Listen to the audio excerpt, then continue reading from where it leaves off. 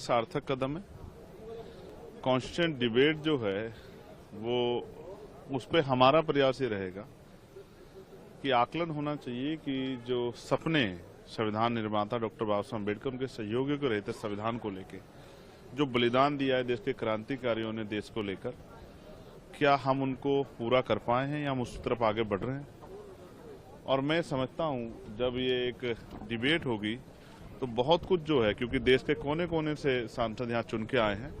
तो मैं समझता हूं कि बहुत कुछ देश के सामने आएगा पार्लियामेंट के जरिए, जिसको जो है शायद लोग ना जान पाए। मेरा तो बहुत अच्छा जो है, क्योंकि मैं एक वकील भी हूं और कॉन्स्टिट्यूशन पे मेरा जो है एक अच्छा जो है हमेशा जो है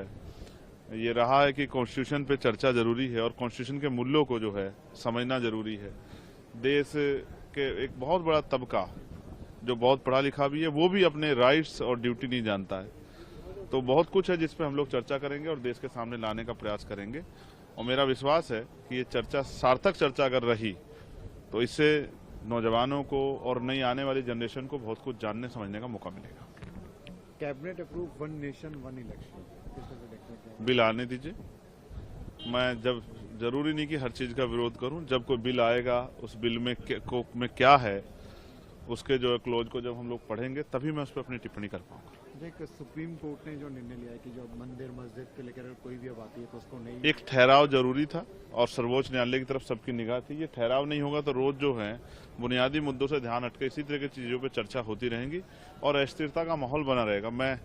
सर्वोच्च न्यायालय की प्रशंसा करता हूं कि जो जहां उम्मीदें खत्म होती है, सर्वोच्च न्यायालय अक्सर जो है उन उम्मीदों को दोबारा जिंदा रखने का प्रयास करता है। इसलिए सर्वोच्च न्यायालय का धन्यवाद। और भविष्य में भी जो है जाति, धर्म, भाषा, स्थान के आधार पर गैर बराबरी जो हो रही है, उस गैर बराबरी के खिलाफ बराबरी का जो है संदेश माननीय सर्वोच्च न्यायालय से आता रहे और इस तरह के जो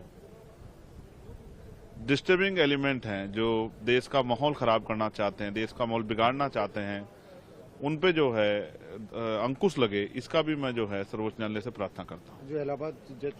ने बोला था उसके बाद इम्पीचमेंट नोटिस किया है अपोजिशन, जरूरी है और मैंने उस पर सिग्नेचर भी किया। और मैं आपको फिर ये स्पष्ट करता हूं, अगर ऐसे जज, जैसा मैंने पहले भी कहा, अगर वो प्रमोट हो गया सुप्रीम कोर्ट आ गए तो कोई ऐसा फैसला ना दे दे जिसका नुकसान जो है देश को एक बड़ी क्षति के रूप में उठाना पड़े। तो इसलिए मैं स्पष्ट करता हूं कि ऐसे जज और उनके सारे फैसले जो पिछले फैसले हैं उनका भी निरीक्षण होना चाहिए और भविष्य में उनकी सेवा पे जो है